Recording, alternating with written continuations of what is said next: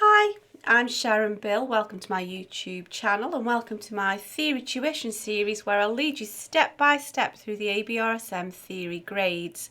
There's lots of resource available to you to help you. If you go to my website, visit sharonbill.com, you'll find some free PDF information sheets. If you download those, they're available in US letter or A4 size and they'll accompany each step of this series.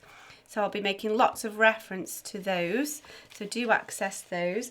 There's a page on that website with links to all of my YouTube video tutorials to make it easy to get to that way. And also you can access information about the books I have available. If you're coming towards approaching exam entry time now with these theory grades, I've written How to Take Your Music Theory Exam. It's a guidebook giving you lots of tips and hints with exam technique of how to best prepare for your ABRSM Music Theory exam and also how to best make use of the time when you're actually sitting the exam paper. So that should help you quite a lot if you want to access that. We're now cracking on through the last stages of this Grade 1 Music Theory and Practice workbook. We're on the general exercises which we're using as a revision to help you to refresh your memory on all the stuff that we've covered throughout the whole of this workbook. So let's turn straight away. We're on page 31 now. So you'll need your general exercise 3 on page 31 in your workbook. And you will also need to have to hand all of these PDF sheets that I've made available to you. We're going to be glancing through these. You're going to need to make extensive use of these because this exercise takes you through pretty much most of this booklet. So before I suggest you just crack on and attempt this little exercise, I will give you some clues as to where to look up the answers if you can't quite remember what it's all asking you for.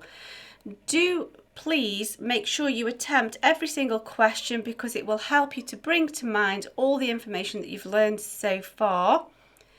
Don't worry if you have to look the answers up. At present it's best to get to know these accurately and then you can do some tests later without looking up the answers. Use this as a revision purpose. So if I just tell you which bits you need to look for to help you to find the correct answers. So here it's saying about poco and adagio. It's asking you what that word adagio means. So you need to look in your workbook, in this workbook, to the definition and you'll find that in section Q that I've referred to it as. So next one, what is dim short for and what does it mean? That is also in section Q in those performance directions and Italian terms. The key of the melody is F major. In which bars is the key note not used? So you need to perhaps just look up at section L about the key of F major, but then really primarily it's just keeping your eyes peeled and looking through the music. You might also need to look at section D to make sure you're using the correct clef and reading those notes correctly. What does this little direction tell you here? And so if you look in section Q in your Italian terms and performance directions, that's explained there. So is also the meaning of legato, so there's lots of section Q in this one. So also is this question. You'll find the answer to this question of P or PP, which is the quietest. That also is in section Q. Which bar contains the first 4 notes of the scale of F major? So first of all you need to be sure about this scale of F major, which is L. You need to also be aware of section D, so you know you're reading your notes and your clef correctly in this question. And then you just need to keep your eyes peeled, so a pair of glasses, keep looking out there. Which bar has the same rhythm as bar 1? That's just observing carefully at the rhythms, so just looking carefully. What do these signs mean? So again, that's section Q. How many bars contain only crotchets or quarter notes? So here we need to look at section F Might also be in section A as well.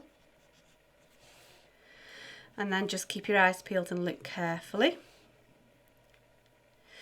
Which is the lowest note in the melody? So we've got these to choose from, but really you should know accurately straight away if you refer to section D and get your clef and your note names sorted there. That will also give you this question here, the full name of the first note of bar 3. So that will be D, but then you will also need to look carefully in the music not to miss, I'm not going to give you too much away there, but there's another little extra thing to keep an eye out for there. So just keep your eyes peeled. This last section, there's not much thinking to do, it's just copying, but make sure you copy what they've asked for, not just what you think needs copying. You could do an absolutely marvellous job keeping it neat and tidy, and if you've done the wrong bit, then you've lost the marks. They've told you specifically to copy everything, and they've given you a list to check off, so there's no excuses for missing details there at all. And in the exam that could give you a quick 10 marks without too much effort. So I suggest that you press pause now, have a go at this in your own time, don't rush, do look back and check out all of those answers, and then when you're ready you can re-access into the video and I'll go through this paper, this exercise with you. So I'm hoping that you've had a good go at this yourself and you've attempted every single question. It doesn't matter if you've gone wrong, always writing in pencil. You can always rub out and try again. It's always better to learn by your mistakes. So let's go through this together. So it tells us here, poco means a little. What does adagio mean? Adagio, if you remember, means slowly. What is dim short for? It's short for diminuendo. You just have to be careful your spelling there. What does it mean? It means, if you look in section Q, it means gradually getting quieter. The key of the melody is F major. In which bars is the key note not used? So just make sure we're looking for where it's not used. So if we're in F major, the key note is F. It's as simple as that. So we're looking for any bar in which there is no note F. So remember, we could have an F here, spaces spell face, or we could have every good boy does his football, this F as well. So we're looking for bars where there is no note F. So far in bar 1, there is no F. In bar 2, there is no F. In bar 3, there is an F, so we'll leave that. That doesn't count. In bar 4, there are 2 Fs actually, so that won't count. In bar 5, you can see we've got a top F, so that doesn't count. In bar 6, there is no F, so we'll just make a note of that. In bar 7, there is an F. In bar 8, there is also an F, so we don't want those. So, in which bars is the key note not used? And it's bars 1, 2, and 6. That will do.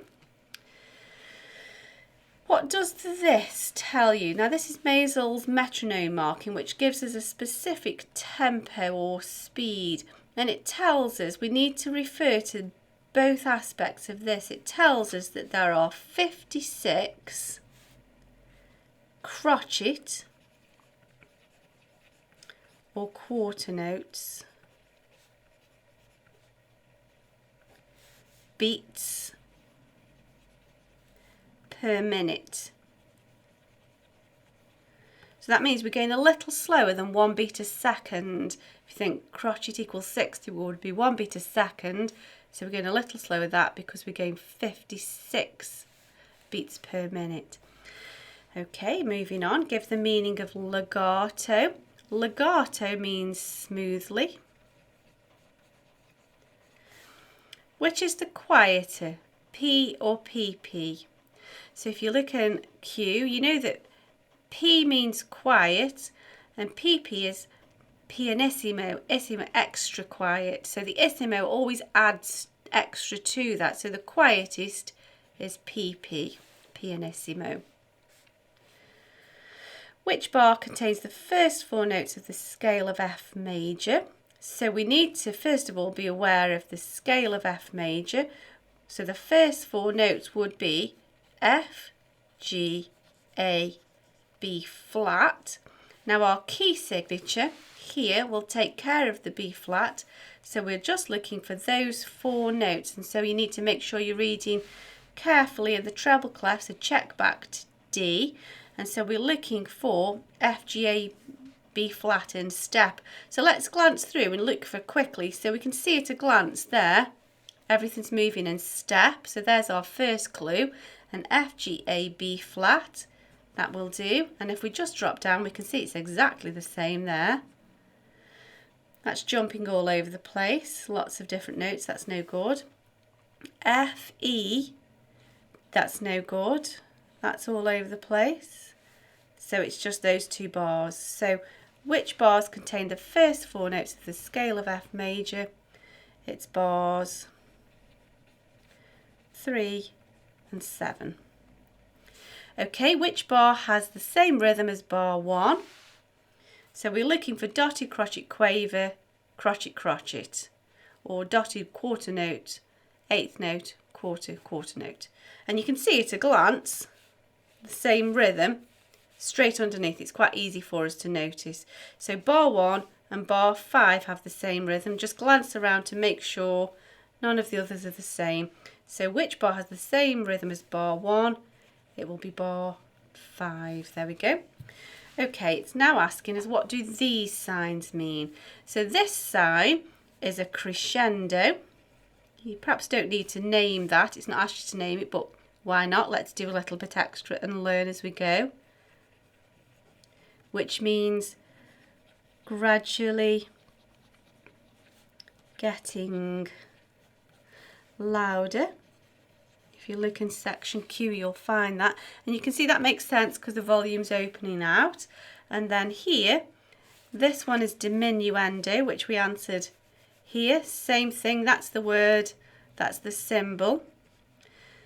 So diminuendo, and we've already answered that. It means gradually getting, and it makes sense as well, gradually getting quieter. You can see it's closing off the volume.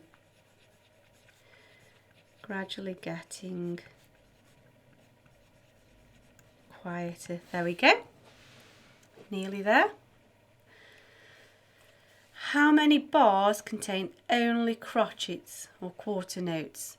So you need to look at either section A or F to refresh your memory, and you'll remember that that is a crotchet or a quarter note worth 1 beat, and so we're looking for bars that have only got those notes in it. So although there are some crotchets or quarter notes here, there are also other note values. So here, that is made up entirely of crotchets or quarter notes. So also is that. Now there's a bit of a trick here because that is made up of crotchets or quarter notes. However, it's got a crotchet or quarter note rest as well, not note. So that bar doesn't count because that's got a rest in it also, not a note. So really it's only just bars 3 and 7. So how many bars contain only crotchets? It will be 2. Which is the lowest note in the melody? So we need to just glance at the music and see how far down does it go. So that's the lowest so far. Are there any lower? No, it's that same one again, the bottom line. And if you know from section D, in your treble clef, it goes every good boy, so that's note E. So the lowest note in the melody is note E.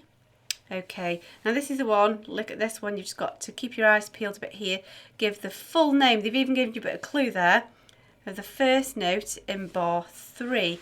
So let's look at bar 3, every good boy, so that's a start.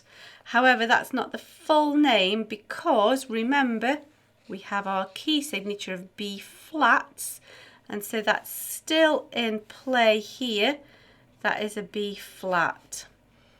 So we need to just be aware of that. So you could either write B flat or you could say B flat with a symbol. Okay, I'll just sharpen my pencil a little bit, just propel it out a little bit more. For this last question, it's asked us to copy out the last 4 bars, bars 5 to 8. So just make sure you do the right bars there, do the correct copying. So it's even reminded us with a little list to check off to make sure we put all of the details. Now because it's the last bars here, it means that we won't have the time signature because that's only ever in the first bar, and we won't have all of this tempo information because that's also at the beginning of the music. So it's literally as you see it from here, and that's why they've said clef key signature. They've not said time signature because that doesn't apply here, it only applies here. So I'll just align my bars to theirs vaguely. 1, 2, 3, and don't forget your last bar line. It's not terribly even, never mind. I've kind of gone with theirs. And just to make sure I'm copying the correct bars, I'm going to put bar 5, 6, 7 and 8 there. It's okay to just put a little bit of extra detail. It's on their copy, so why not also on ours? So we need the clef with our treble clef. We need the key signature of B flats. Now I'm just going to get copying the notes first of all.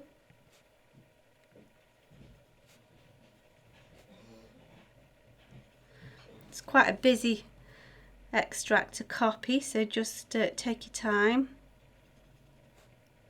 The more you do, the quicker you will get.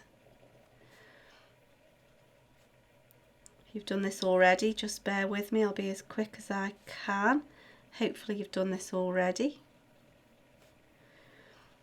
So I prefer to do the note heads first and then worry about the stems and things afterwards. I always find it easier to just concentrate on one thing at a time, finishing on an F and then a rest. So stems, and I'll just go for the slur straight away. If you use a ruler to be super neat, I perhaps will here. Find it easy going up bank than down bank, I do. I'm just going to get on with this quickly so you're not waiting too long for me, but by all means use a ruler. Although for the exam you've got to pick up your speed a bit because you are timed in the exam. So the more you get used to writing notes, the quicker you will get. There we go, that's got a slur mark. So also has that. So I've got clef, key signature. Now dynamics I need. So by all means use a ruler. I'll just get that done quickly. Then we've got P, quiet, piano, dim, diminuendo, PP. So we're fading away to nothing here. Got my slurs. There we go then. Dynamics, articulation. There we go, done. I hope that's been helpful to you. If that's been enjoyable, give me a like. I've certainly enjoyed working through it. I absolutely love doing music theory, so this is a real pleasure for me. If you can subscribe to my channel, you'll stay updated with all the things I've got in the pipeline. There's loads more to come. And please do go to sharonbale.com to access all that information and resource available to you. Thanks for watching, and I'll see you next time. Bye.